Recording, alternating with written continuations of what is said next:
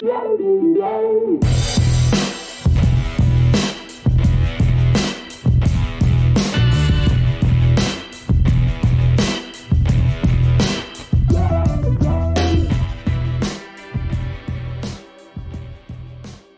to Women Who Protect, a series within the ONTIC Protective Intelligence podcast. In a profession largely dominated by men, we spotlight women working in a wide range of positions within security, protection, and law enforcement. We'll hear their stories, discuss their accomplishments, and get their advice for women and girls who may be interested in a career in protection or security. I'm Dr. Marisa Randazzo with ONTIC Center for Connected Intelligence. After nearly 3 decades of experience working in security and protection, first at the U.S. Secret Service, and then in the private sector, providing security guidance to corporations, educational institutions, and high-profile individuals, I know firsthand the immense value that women bring to this field, and I know the challenges that we face. I look forward to sharing the stories of women who protect and hope they inspire other women and girls to join our ranks. Now, on to the podcast.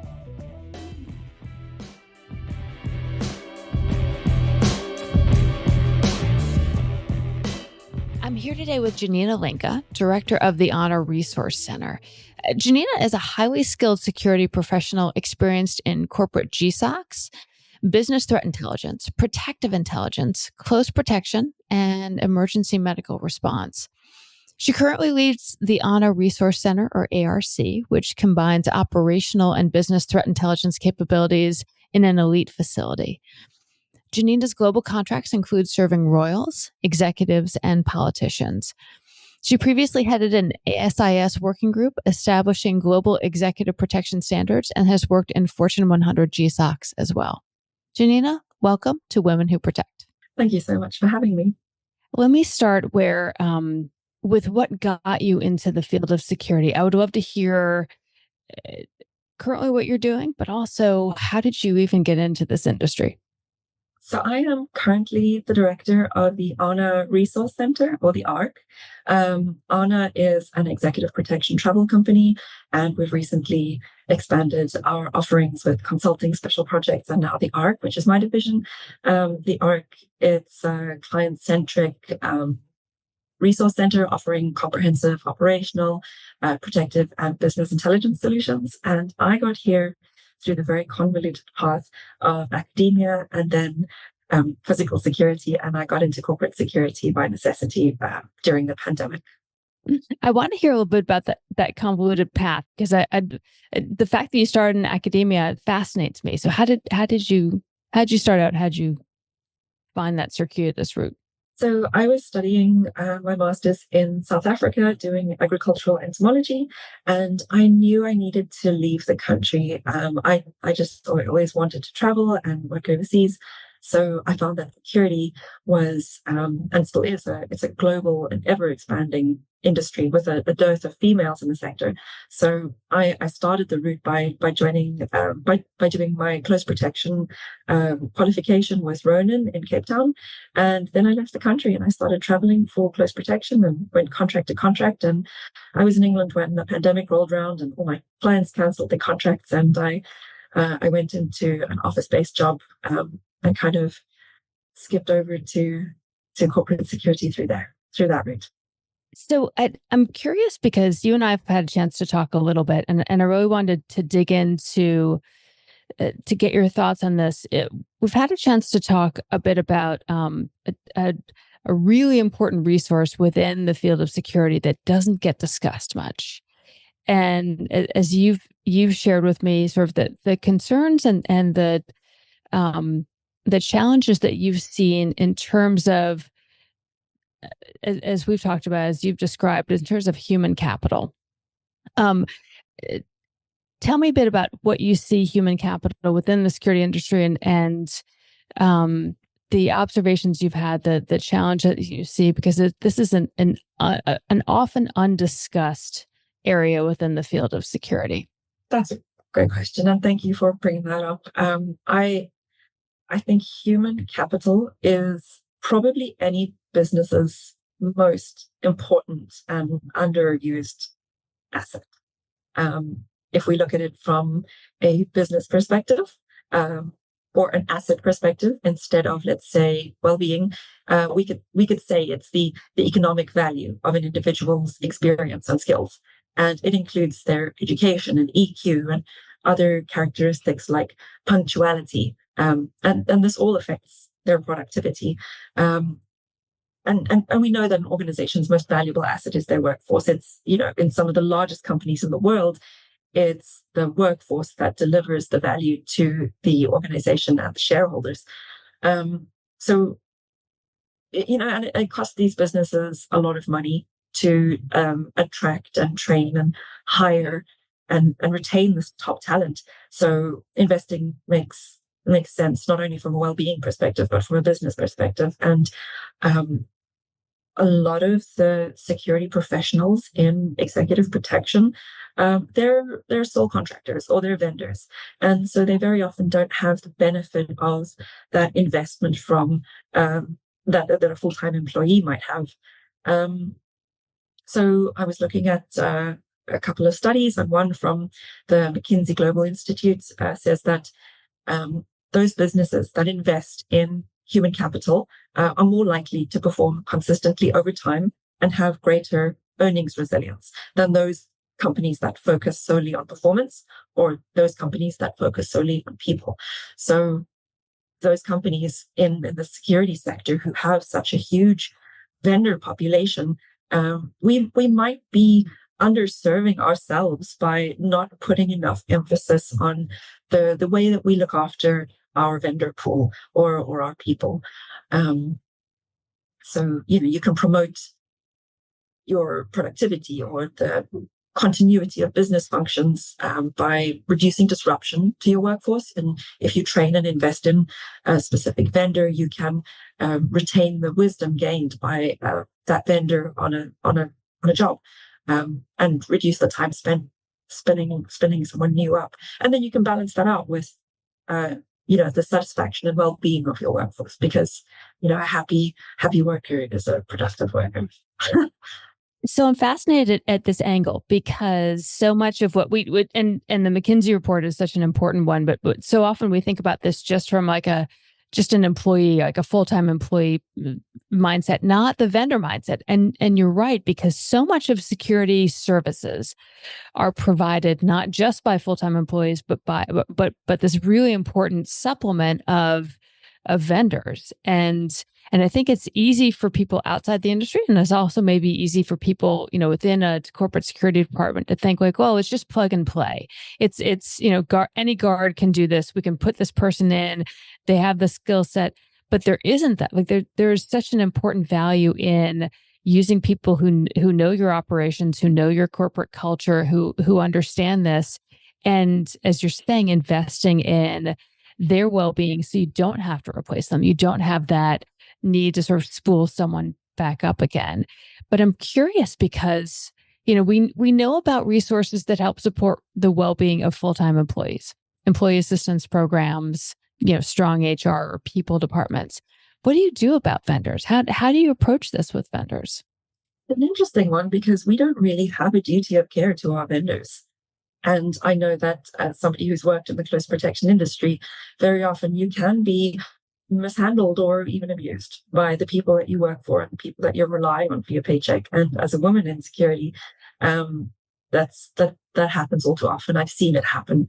But if we look at it from the McKinsey report and we go back to that, how do we invest in people? Well, the report tells us that the people and performance-focused companies, they do well. But these organizations also have other practices that set them apart. It's not just that they invest in their people and performance at the same time. One of the main other practices is the organizational culture. And this can be extended from your business environment out to your vendors.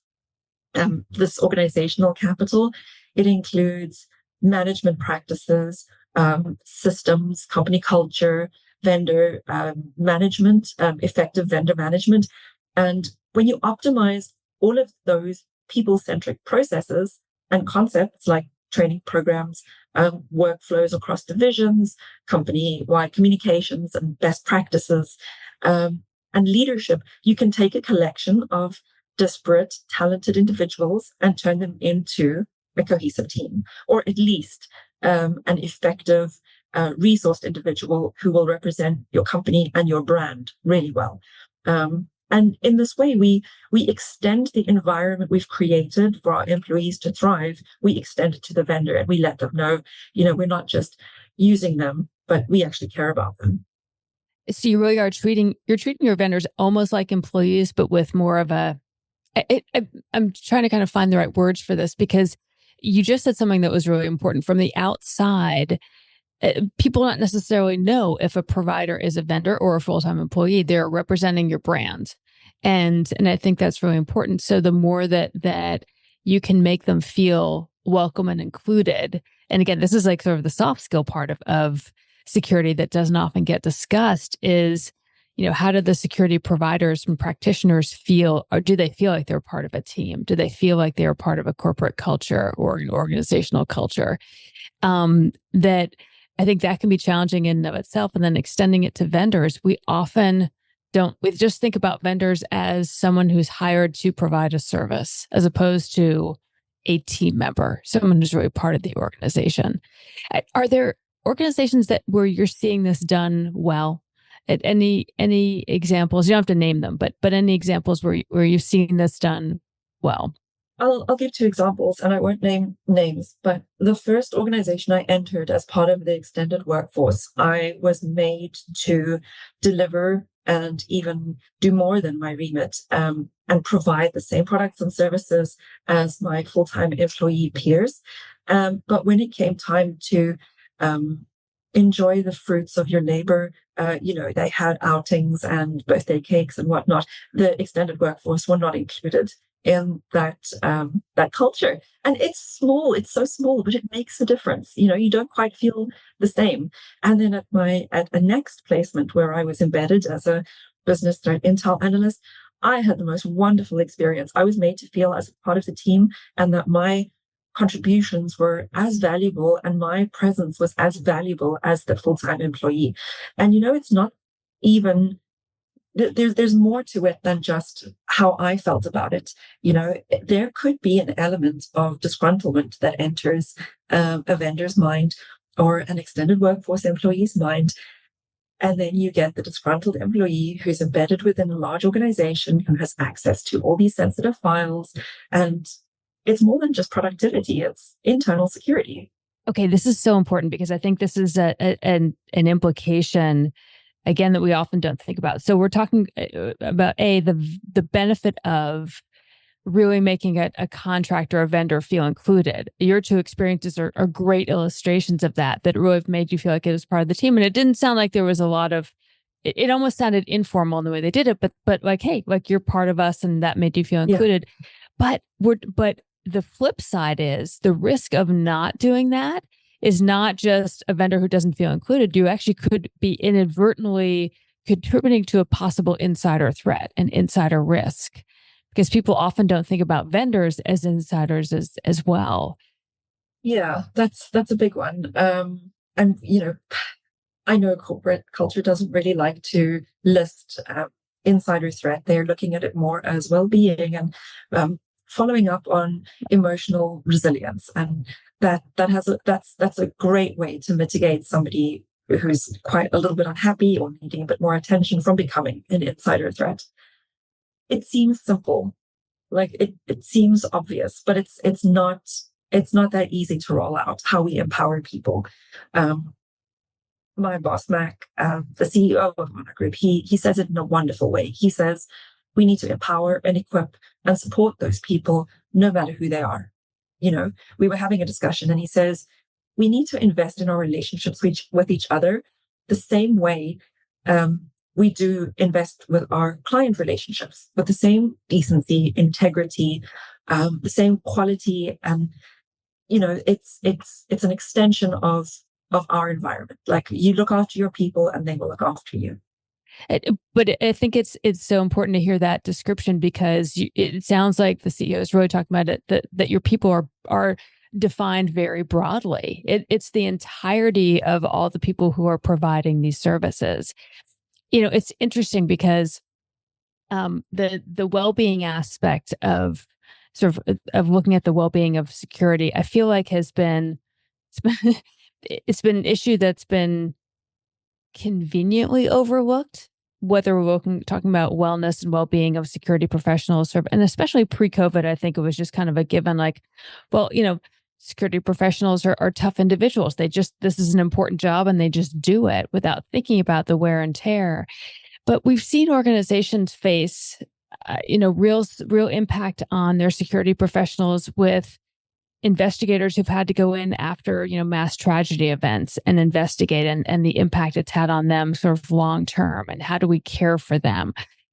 We've seen this with organizations that have developed, kind of shadow management teams or ropes teams after who've gone in to help manage, a security function when you've had impacted individuals. We need to still keep that function going on, but let's remove the individuals from having to do the day to day and let them process, heal, recover, and then return as they want to.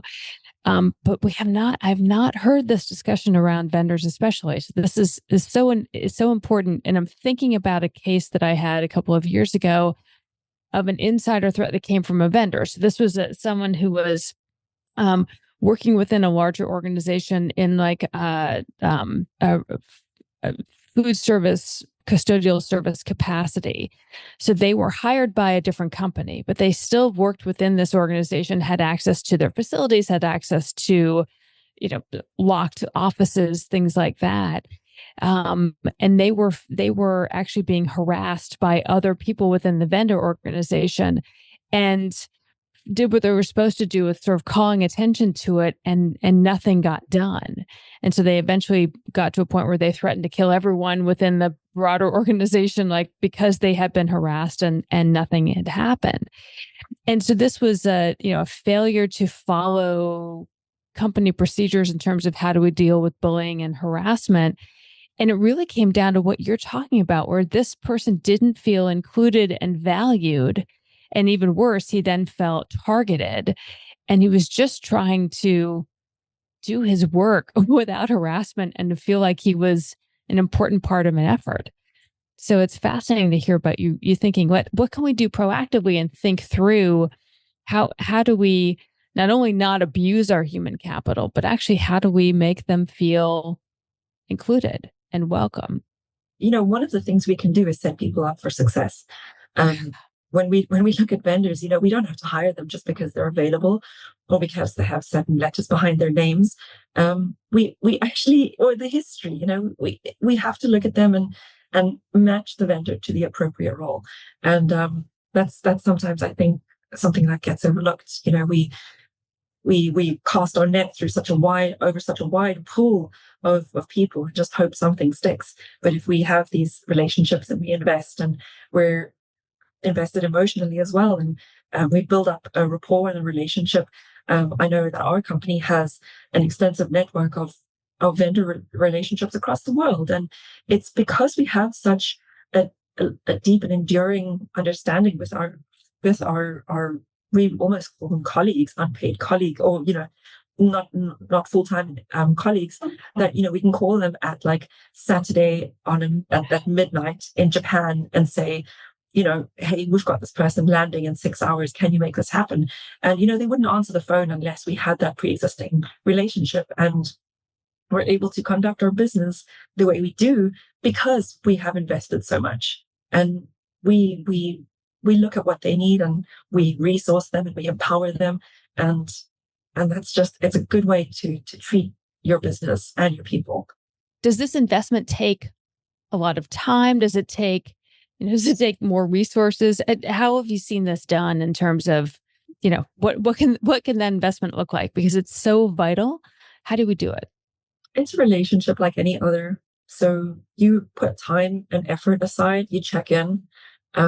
It's not just a matter of kicking the tires and seeing how many miles they have under the hood of their cars, but when you well, I can't really give away our secrets, but I think if you treat them like a friend, if you treat them like a valued business partner, then those people who know how to do it, they'll do it. We'll get back to the conversation in just a moment. But first, I want to tell you about AHNA's Center for Connected Intelligence. In the world of safety, security, and protection, we know that sharing information is crucial. That's why we created the AHNA Center for Connected Intelligence. The center is a hub for the ongoing exchange of security strategies and best practices, insights on current and past trends, and sharing valuable information through expert discussion and analysis. It's made up of subject matter experts with decades of experience across a wide range of disciplines. To find blogs, podcasts, webinars, white papers, and more, check out the center by visiting ontic.co/center. That's ontic.co/center. As you're talking, it's prompting me to think back to the security leaders that I have most liked to work for. And they really are people who made me feel like I was part of the team, but in part how they did that. And this is just my experience, but both within the Secret Service and then within the different private sector positions I've had. I felt like these were people who shared something about themselves with me. Like they obviously they were incredible security leaders and I had a lot to learn from them and they were my bosses. But the ones that I enjoyed working for most were the ones who were almost vulnerable with me. And this sounds like I'm a psychologist, so this sounds all touchy-feely, but I meant like they shared with me like, hey, here's a time when I failed and here's how I recovered from that failure, or here's a mistake that I made. And even if it wasn't about current mistakes, like, hey, here are the personal challenges I'm dealing with. I've got a sick 2-year-old at home. I've got, elderly parents I'm trying to navigate as we're trying to do this important security function. So I just thinking as you're talking, there's a really personal aspect to this that can make someone feel included and feel like, oh, the person I'm working for or working with is human too. And we're doing this important job, but we're also getting to know each other on this very, very personal level. It doesn't have to be sharing dark secrets and like embarrassing moments, but sharing something about like really adding a human element to that working relationship. You're absolutely right. Human capital is just that. It's human. And humans are complex and interesting and diverse. And it takes a high EQ to recognize that, and to managing people is the hardest thing anybody will ever have to do. Yes. It's creating the culture of we work to live. We don't live to work. And a good organization will understand that investing in your people is not just training and PTO. It's also building in redundancy so that somebody can take time off to look after their sick 2-year-old, and building in business continuity so that if something happens in the environment where your people are, and especially security providers and your security team who are responsible for response measures and crisis response, making sure that there's redundancy for them too, and having those resilient business continuity functions in place. This is such an important point within security generally. And I think it really reflects a shift in thinking. And maybe it's been coming along, maybe sort of going through pandemic issues and stress helped to prompt it. But there has always been this mindset, or often been this mindset within security around you just get it done. And you don't this almost as if it's a failing to say, I need sleep, I need time at home, I need I can't be available 23 out of 24 hours and do my job well. There's now a recognition of like that building in that redundancy is so important because it allows someone to take a step back and have someone else fulfill their role, but not be thought of as less than or a weak practitioner in some way. But I think as you're talking about it, it does have to come from the top in terms of leadership has to set the tone, right? In terms of, no, I'm sure you could do the job 23 hours a day. That's not going to, we want you in your best condition. So let's scale you back to 11 hours a day or 8. And do this. It's interesting because there was years ago, long before I joined the Secret Service, there had been a study that they did on agent functioning because they used to have 3 agents to a hotel room sleeping in shifts and sort of like a hot rack. So when an agent would travel, And they realized that it was like having a negative impact on security effectiveness. This was decades ago. And they switched to allowing agents to have their own hotel rooms, and job satisfaction increased, productivity increased, all these things that like, all right, so it's an additional expense, but an expense that helped to translate into real longevity,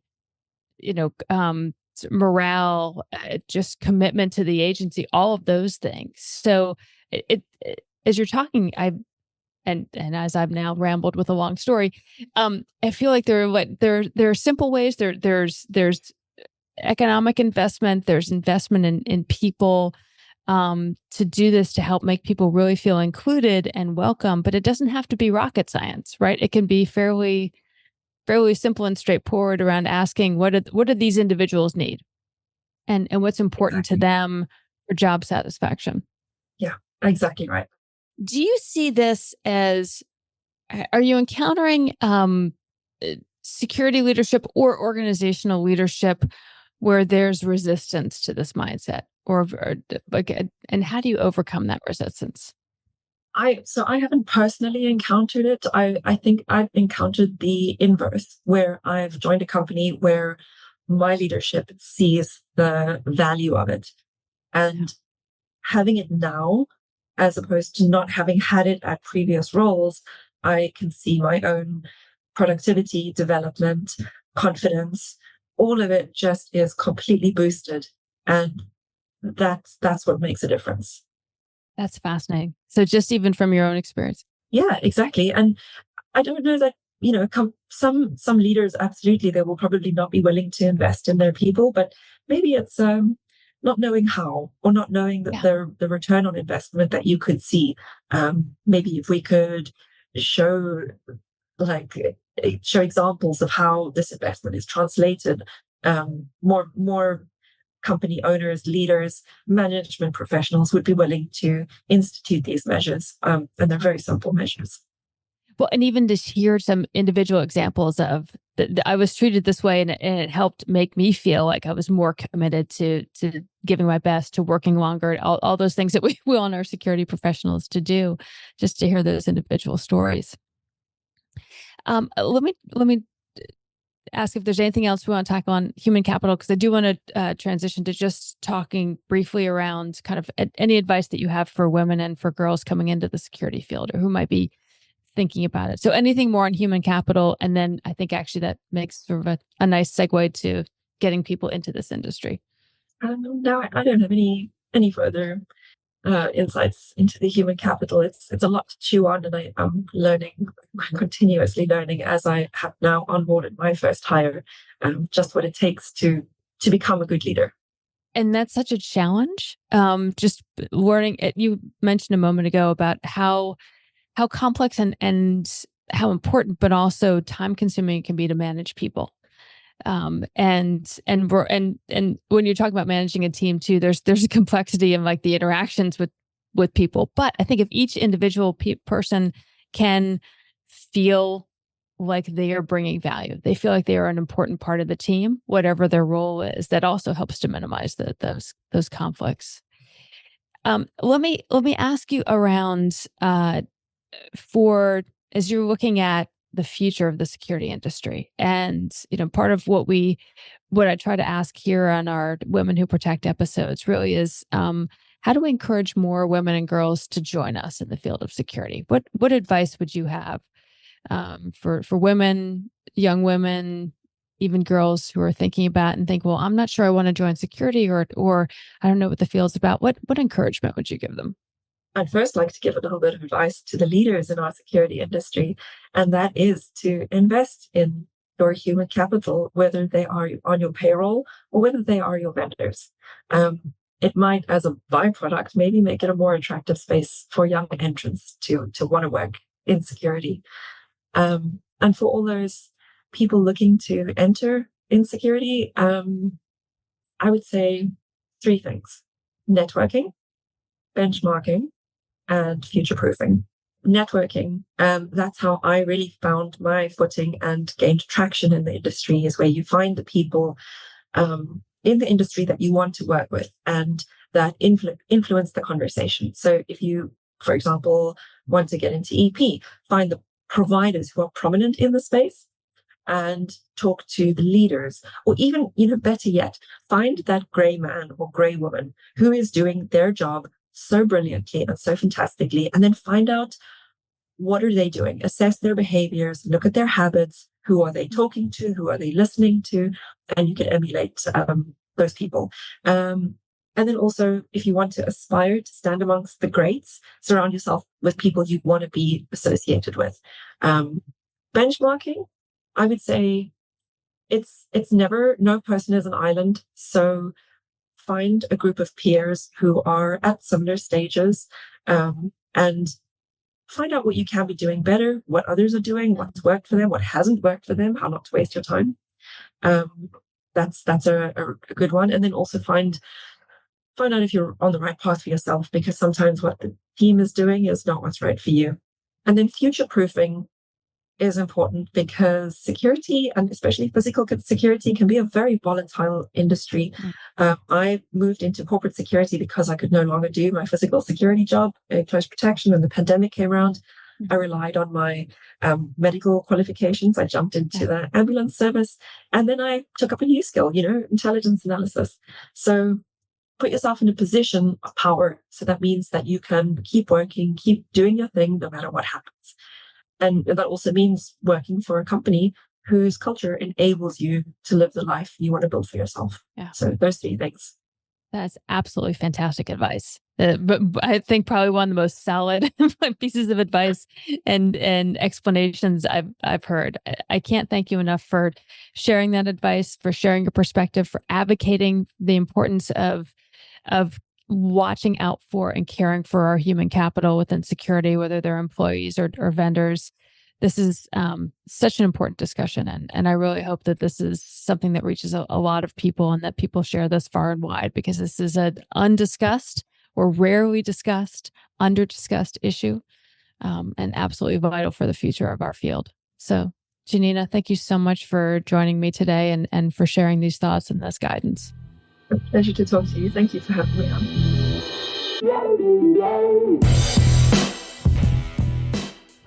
This episode was brought to you by the ONTIC Center for Connected Intelligence.